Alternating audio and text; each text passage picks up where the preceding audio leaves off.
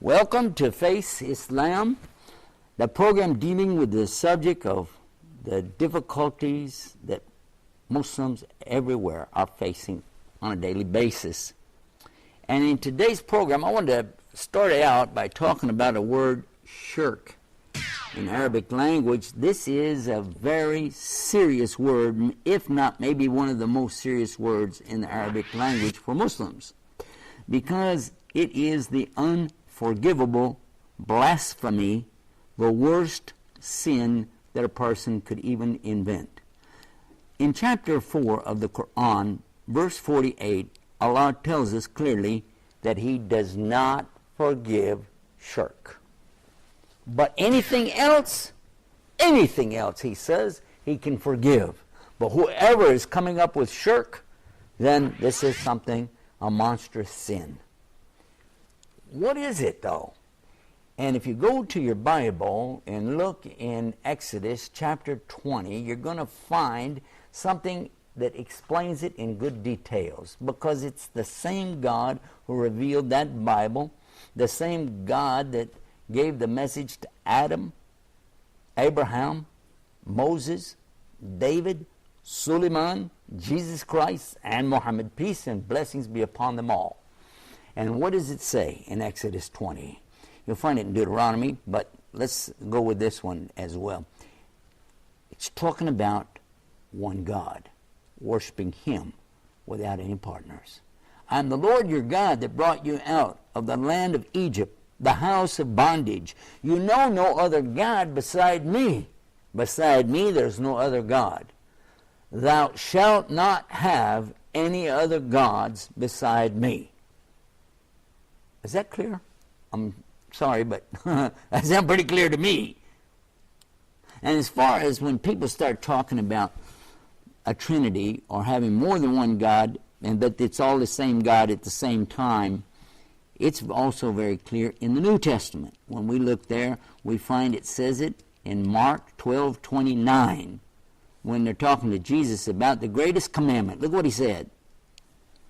The greatest commandment is to know, O Israel, the Lord your God is one Lord. So if anybody had an idea about three, that sure canceled that out. Along with that, whenever somebody is committing this, what they're basically doing is canceling everything and anything else they did for God. Let me give you a little bit of insight onto that one. Suppose somebody is worshiping Jesus, and He didn't tell him to do that. Suppose somebody's worshiping Moses, and He didn't tell him to do that. Suppose somebody is worshiping Muhammad sallallahu alaihi wasallam, and He also forbid that. Now, these people could be believing that by worshiping that individual that came with the message of God, that somehow that's the same as God. Well, that's major shirk. Shirk al-Akbar. Shirk al-Akbar. The greatest shirk is to worship something other than God. Denying God and believing in some ideologies and fantasies, theories that people have come up with, and then just as quick come up with something else when it didn't work, is the same thing in front of Allah. Because to deny Him when it's clear that all this universe did not come out of emptiness, it had to start somewhere. And this universe deteriorates, doesn't it? So how did it come about to start with? If you said, well, it just blew up and then it became improved, then that's against logic, because everything we see actually deteriorates. It doesn't increase in quality. And as far as evolution is concerned, well, same problem. Because evidence shows that there were large creatures, very large creatures, that they didn't evolve up into something, they disappeared. And now we have smaller creatures. So that didn't work. And all of the monkeys that we see today, that supposedly are the forerunners of the human beings, they still exist. So that also becomes in front of Allah another form of shirk. To deny Allah, to worship other than Allah, to believe in something having power other than Allah. All of this is unforgivable in front of Allah. But by the way, how do we treat somebody who's not a Muslim and doesn't want to believe? Do you know it says in the Quran, La ikraha fi din. We cannot force anyone to believe. We're only to deliver a message.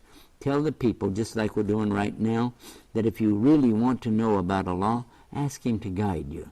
If there is a God, then it would be up to Him to do that. By the way, He did it to me. He guided me from those words, "Oh God, guide me." Yeah. And guide us every day. We say guide us away from this shirk and guide us toward Iman, which is the correct faith. All of that comes together whenever we ask Him for this guidance. And certainly we want to remember that any kind of shirk is something that will put a person in the hellfire forever. May Allah save us from that. And that's Face Islam. La la la la la la la la la la.